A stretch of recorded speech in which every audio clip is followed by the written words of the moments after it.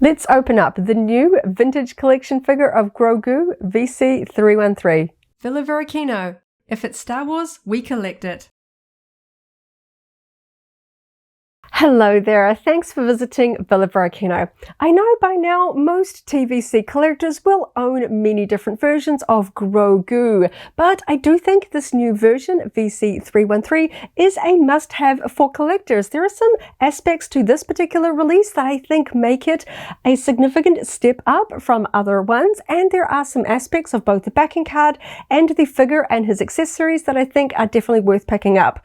I say worth picking up, I grabbed this one on sale, and I do think it is definitely a better buy if you get it at a discounted price. I don't think it's really worth the same dollar value as a standard figure. We're simply getting less plastic here, especially considering we do get some bulky figures packaged on the same card for the same price point, but I do really like this figure. So thank you so much for hanging out with me today. Coming up really soon, I'll take a closer look at Grogu and his accessories off the backing card. We'll check out all of the interesting accessories, but first let's take one last look at the backing card. To talk about the backing card of the new Grogu figure VC313, I thought it would be interesting to compare it to an older release. This one over here is VC184, when Grogu was still known as the Child. You can see this was from an earlier season of the Mandalorian series. So for both of them, we have the standard vintage collection backing card style, inspired by the Kenner backing cards from the 70s and 80s. We have the Star Wars logo encircling the Mandalorian series logo here at the top, the single chrome racetrack design surrounding the character art off to the right, and we have yellow used for both the nameplate and behind the action figure itself. Over here we have the Child written in black. For this card we have Grogu TM, because of course it is a character name, written in black as well, and we have the same yellow color behind the figures. So in terms of the actual backing card art, I really like this one. I think it is a big step up. Grogu is seen in much greater focus and clarity. We can really see the detail here. The lighter color of the background just makes it stand out a little bit better. We've got the sort of dark, shadowy background here. He's lost a little bit. I think this one definitely looks better. If I had to choose one, this is the one I would go for. I also think it's interesting that we've got a vastly different bubble size and shape. This one here is much more similar to a standard humanoid action figure bubble that's tall and narrow. Over here on the older version, we've got a much shorter bubble. So we're not really getting anything extra with the sort of blank space above it. We've just got that dark shadow. It's not really giving us anything. And because these do retail for the same cost as standard figures, it just became a little bit more apparent that we were really getting a little bit shortchanged with this particular figure. This was priced here in New Zealand the same as all of the other figures in that particular assortment. At least in this one, with the taller bubble, we can see we've got just a few more accessories. I know not a lot more, but it still feels like we're getting a little bit more for our dollar value. I did pick both of these up on sale. The backing cards aren't mint on either of them, but I do open my figures. But I think it was definitely worth trying to get these on sale, because you can see by the amount of plastic, they're not really worth the same as a standard action figure. So turning them around and taking a look at the back, we can see that we have got the two different backing card styles. For the older one, VC184, we have that black backing card style, the double chrome racetrack Star Wars logo, vintage collection logo surrounding other figures from the wave. And you can see some of the really old ones here. We've got Sutton, Boba Fett, Anakin, Battle Droid Grief Karga, Queen Amidala, goes back a little bit. And then, of course, for this one, VC313, we have the more modern style where we've got the character backing card accent color in a big swipe here. We have a picture of the backing card, and in front of it we have the action figure posed. So we can see here that we have Grogu riding in his season 3 hoverpram there, posed in front of the backing card on its little display stand there. These modern cards also have a little bit of a character blurb for the character. After training as a Jedi, Grogu chooses to return to Din Djarin's side as they take a stand against the Imperial remnant. So actually a little bit more of a bio there. Sometimes they are really high level, really kind of not spoilery at all. I think that that's really interesting because it actually talks about Grogu returning to the Mandalorian, which was, you know, of course, we see that in the Book of Boba Fett, so some might see that as a little bit of a spoiler, but of course, this is from season 3. If you're buying this figure, you generally have probably watched season 3 already. We can see the bottom half of both cards have the barcode, the sort of warning, of course, because this is a toy. We talk about the ages of appropriateness and all the sort of copyright text for Lucasfilm, Disney, Hasbro, all of that kind of stuff. Now, I think it's really interesting, and one of the reasons why I think this is a must-have for collectors is, of course, the character is the main draw card for this. Grogu is a main character from The Mandalorian, but when we think about it, we already have a few versions of him. Now, if I see these side by side, and we'll do a little bit of a comparison once we've got things open, they did accurize the Grogu figure. And you can kind of see them together if I try and sort of hold them up. The original one is actually tall. He's actually just a little bit too tall, and you can kind of see that even though he was technically younger in this earlier season compared to season 3, he is much taller here, and that's not exactly accurate in scale with the other vintage collection figures. So the new one is smaller, and you can kind of see, if the camera will focus, on this early version, they gave him white around his eyes, which of course is not accurate and kind of gives him a bit of a slightly creepy appearance in my personal opinion, because it just doesn't look like him. In the newer versions, we have those proper black eyes like Grogu actually has. And of course, the big point, and it's kind of funny to think about the accessories as the main selling point, but of course, a large part of Grogu is his hover pram, and he goes through several across the different seasons, you know, getting damaged and destroyed in various moments and things like that. So here we have an earlier version, which looks a little bit more like a pram. By the time he is visiting Mandalore in the 3rd season with Din Djarin, he has a little bit more of sort of like an action pod. You know, it's a little less like a baby carriage and a little bit more like a hover pod. Kind of reminds me of sort of the hover chair that we see Yoda using in the prequels. You know, something for him to just get around a little bit quicker rather than a baby carriage. And if you like to build scenes, I think for me personally, I find it important to have the most accurate hover pod for Baby Yoda. So even if this didn't even have Grogu in it, and we're simply buying a vintage collection figure for the accessory, the hover pod, this one, I think it looks cool. We've got, you know, a clear stand. We've got the ability to kind of change the sort of the closing over it like we did here. I think it's going to really look different for a display, especially if you also picked up the Mines of Mandalorian figure and kind of want to build a season 3 scene with some of the other Mandalorian characters. You're definitely going to want the accurate season 3 hover pod. So I think that that's kind of funny. And of course, I know that he has been done a few versions, but he is a main character from the show. I think he does deserve his own backing card. I think it's really fun. Of course, we have other versions of him packaged alongside Din Djarin, like this one with those creepy ice spiders. This version here, this figure is the same as this one. It is technically too tall. I don't quite like the sculpting on it. I think the new one is better.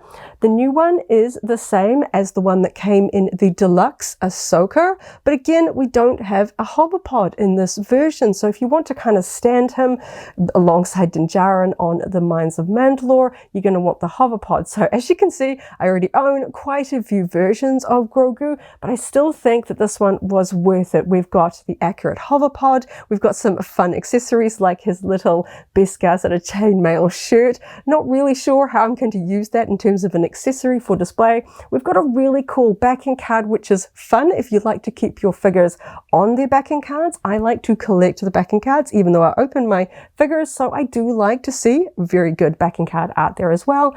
And I just think he's a main character. He deserves his own one. Maybe not at full price, so it's definitely worth waiting to grab on a sale. But yeah, I'm super excited. I know he's kind of tiny. He doesn't really have much in the way of articulation and painting, but there is actually some differences with this particular figure compared to other versions. So it's definitely time to open him up and check out all of these cool details. So now I have tiny little Grogu and his accessories out of the packaging so we can take a closer look. And of course I have to start with Grogu himself. With being so small, he doesn't really have that much in the way of articulation. And of course his sort of shirt, his sort of baggy little jacket covers up most of his body. We don't even sort of have feet or anything here sculpted on the underside. It is all just his little jacket. I kind of like the new version where we kind of have it kind of flowing out a little bit more to to the front here, like we've got some kind of legs going on under there. The other one just kind of looks like a shirt that's stopped at the ground. He is sculpted there with his arms outstretched to the front like he is reaching for something. His hands don't move. They are fixed in place, but we do have one point of articulation, which is his head. He can turn it side to side. We're obviously not going to get much in the way of a backwards and forwards motion. There's a tiny little wiggle there, but it's more just sort of really playing with the plastic. It doesn't really articulate backwards and forwards much. There's just a tiny click.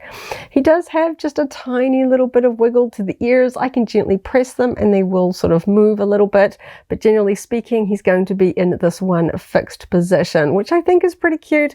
And I think if we did try and put articulation in there, you'd probably run the risk of breaking him. He is just so small. You can see they're just the tiny little hands there. So I do like the paint job on this one. I think there is maybe, yeah, just one little flick there on the cheek that came off. And so I mentioned that this particular sculpt has been released before. So if I just quickly grab this one here that I am holding on the right, this is the version that came with the deluxe Ahsoka and Grogu box when we had the plastic-free packaging for the deluxe figures. So comparing them side by side, they are the same sculpt, but you can probably see the major paint difference that we have here. On his ears, he has very minimal pink on the inside of his ears on this earlier release. On the new one, we have much more pink painted in his ears, especially if you look at them side by side. Personally, I think this one looks better. I think the pink in his ears, you know, we sort of see the light shining through. The color is a bit more prominent than we really get here. So I do like that. And there is one little difference that's not really going to bother collectors, but in case you mix them up, the new version has sort of the Lucasfilm stamping and a silver print on the bottom. This one from the deluxe set is completely blank. So those are the main two differences. So even though I own this one already from the deluxe set, I like the paint job on this one better with the pink in the ears. I think it is a small but significant step up. Of course, there we go. I'll pop that one to the side because of course we've now got to look at Grogu's hover pram, because of course this is, I think, one of the main reasons to pick up this figure. I do like the painting on the ears better, but if I already own the other one, I'm not really going to notice that unless I own them side by side. Sometimes those paint differences only really show up when you're comparing it to one you already own. So of course this hover pod is not one that I already own. It is the season 3 one, and there is a lot of detail going on here. So we can see that we have 3 pieces. So if I gently pull on this, we can snap it off so we can get a little bit of a closer look on the inside, and it's really fun. Of course, we don't really have blankets and padding, the sort of pram, sort of baby carriage type decorations that we've had in his earlier versions. This one is much more sort of combat ready because of course we've got this little control panel that we see Grogu himself using. He is much more in control of his movements. We see him doing some interesting sort of action moves with his pod. So we can see we've got tiny little blue buttons on the control panel. We've kind of got some sculpting here at the front as well. We've got some tiny little buttons sculpted here on the edge, and of course we've got this sort of interesting sort of padded interior where we have a really sort of interesting sort of dark red sort of padding, and it actually looks like all separate pieces kind of inserted there, or like an outer thing that's kind of clicked into place and it pokes through, because we've got some really nice sort of defined lines between that and the dark metallic silver of the rest of the interior. I wasn't expecting to kind of get that much definition in there, a lot more detail than I was expecting. I just thought it would all be sculpted and this would be red painted applied. It's really nice in there. Looking at the top, we can see that we have 3 kind of little slots here recessed around that outer rim. So we can have it kind of displayed like it is completely open, because we've kind of got this ridge here along the back, like it is all completely tucked away, of course, because he's got that little canopy. We've got some sculpting here on the underside. That feels fairly firmly attached. I don't really want to pull that off because we don't really see it resting on the ground. We can see we've got sort of, I think this was a light in the show, sort of right there at the front. Got a little bit of sort of recessed sculpting in there, no paint work, but we've got a nice clear stand that feels very sturdy, fully attached. which I like, because of course it hovers, we're going to want it raised next to our other action figures. So we've got 3 sections that we're going to look at, so we can kind of do 3 different versions of the canopy. We've got slightly open, sort of a third open, and then fully closed. So I'm going to try this one, and you can see that we've got little attachment points here. They're going to click, kind of click. They kind of just more press into those little attachment points. So we can do sort of a slightly sort of raised up canopy there. And so Grogu can sit nicely inside. I think that that's really fun. I like that with the sort of being just a little bit open, we can see the detail in there with all the lighting. We can see Grogu posed in there. He's not really reaching for his controls. You can kind of pose him with his hand kind of close, reaching out like he is using the Force, which I do really like. So let's try the second one. You can see that this particular piece is just a completely plain color. There is no paintwork on it. There is just a little bit of a bend to it, but we're not really going to want to bend that one too much. Then this one, if I can click this one into place, this was the one that was packaged on the pram, which I've got it facing the wrong way. There we go. Okay, so this one again has just a small little sort of paint yellow splash there. I kind of like the touch of yellow. We see yellow on Din Djarin's Razor Crest and again on his N1 Starfighter. I kind of like the touches of yellow for Grogu's pram as well. Along with the silver, it feels like he's matching his little transport to his dad's, which I think is kind of fun. So now we've got it a bit more sort of open here, a little bit more like a pram, but we can still see Grogu nice and clearly with that one in place. And we can see the nice little red dots there in the front as well. I like that. Lots of different options here. And then we've got the third and final one, which I'm actually just going to see if we can fit Grogu underneath here. So if I line up these little clicky pieces, here we go. He's all tucked away in there. So of course with this fully closed, we can see that yellow printing, because of course that would go over that way. And we've now got this sort of blue piece in the sort of it doesn't articulate, I can't sort of slide this one back, but I like that there are sort of like sculpted grooves that I can feel like it would be in these segments. And we've got some sculpted panels here on the back. Paintwork on the blue is pretty tidy. Looks nice there, and we've got just these sort of little bits here at the front, just extending beyond the edge there, so that makes it nice and easy to remove and show Grogu there. So I like that we don't just have a solid object, hover pram. We can adapt it to whichever scene we particularly want. I'm not quite sure why we would completely hide it when we've got the option. I think the one that it was packaged with that sort of slightly sort of exposed little canopy there is the best one. I think that looks really cool. I like that we can expose him out like that. He doesn't really look proper lying down like he does in some of those earlier seasons, of course, with his flat base, but he does sit there very nicely. Don't have any kind of peg to attach him in there, but he's pretty sturdy. He's not really going to, you got to really rattle him around to get him out. So I think that's really fun. It's such a crucial part with Grogu. It doesn't feel right to just always have Grogu just sitting next to Din Djarin, especially since he uses this one in so many sort of action sequences in that third season. And then of course the final accessory for this is his little sort of Beskar chainmail shirt. It is very thin. There is absolutely no way you can use this for Grogu himself. It doesn't open. You don't sort of squeeze it and flex it open. Of course, his head is not going to fit through this neck hole, this little recess here. It is just sort of like an accessory to hold.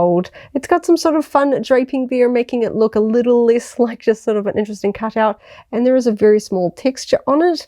It does have sort of a faint metallic sort of sheen to it, but it's not like a silver. But one of the things that I thought about when I saw this one was Obviously, Grogu can't really hold it. His hands don't grasp. They're too small, and we don't really see him holding much in the show. But can an action figure hold this? So I'm going to quickly just grab my Minds of Mandalore Din Djarin figure, because I want to see if he can actually hold this one up. Because I kind of feel like the thickness of this means that I could get this into his hands.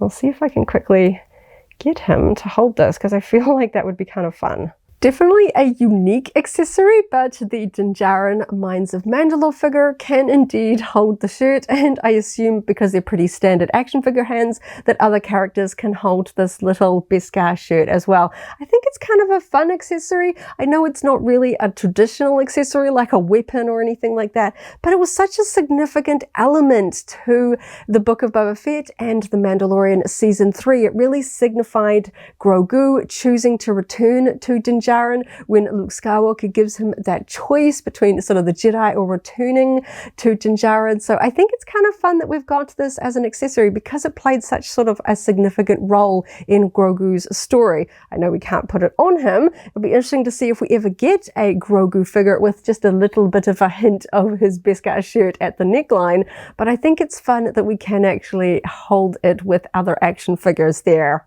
And while I have my Mandalorian Minds of Mandalore figure on hand, we can also see how this Grogu figure with his hover pram from Season 3 looks like next to a standard 3.75-inch action figure. Personally, I think this looks absolutely fantastic. I know that perhaps one extra accessory we could have had was perhaps a different height hover pod stand, so we could sort of have him at different heights, but I think this one is pretty good. You know, not too high. If he was too high, that might become a little bit of a tip risk, and then you're going to lose Grogu off your bookshelf. So I think this one is kind of cute. Maybe just a little bit of a higher stand, but then again, we would also have to be able to remove the hover pod off the stand to swap it to one of a different height, and that does become a little bit of an issue as well, because this one feels very well glued in there and attached, very sturdy. I know that every time you have to sort of pull pieces apart with action figures, that introduces a few other sort of interesting factors that have to be taken into account. So I don't mind this height. I think it looks pretty good. Kind of keeps Grogu kind of small in the frame next to other figures, because of course he's not really traveling around at sort of eye line height next to other characters anyway. I think this just looks absolutely fantastic. I know it's kind of odd paying a standard action figure price for so little plastic, but I do kind of like the fact that he's such a main character. He deserves his own card, just the way that we would expect Yoda to be on his own card as well. Even back in the vintage era, he had his own card, a couple of quirky accessories like his little plastic snake, but you know, we still bought him, we still loved him, and I think this is really cool. Of course, I'm happy that I grabbed him on sale. I think that that's definitely worth aiming for if you do have the opportunity to get it on sale. I do think that just makes the experience of adding him to your collection just a little bit more sort of worthwhile and not paying the same as a figure of this much plastic. Overall, I think he's fun. He looks cute. I like the improvement on the ear painting. I like the different pod sort of coverings there. It just gives a little bit more. Even though I'm only going to really use him with this one, a default one, I like the ability to sort of change it up there a little bit. Maybe some fans will want to buy multiples of him and have different sort of hover pods for different scenes. There are some fantastic diorama builders out there that really do create some interesting scenes. For me, I'm just going to have him next to my Din Djarin figure, so this is all that I need. Oh, this was so fun. A little bit quirky, a little bit different, but I really do think it was a good, worthwhile addition to my collection. So thank you so much for hanging out with me today as I opened up another vintage collection action figure and had a lot of fun. I hope you have a wonderful morning, afternoon, or evening, wherever you are in the galaxy, and let's hang out again very soon for more Star Wars fun. May the Force be with you. If you're a TVC fan, I recently opened up the X-Woves Privateer figure. That video is linked here in case you haven't already seen it, as well as our whole vintage collection playlist. This is the way.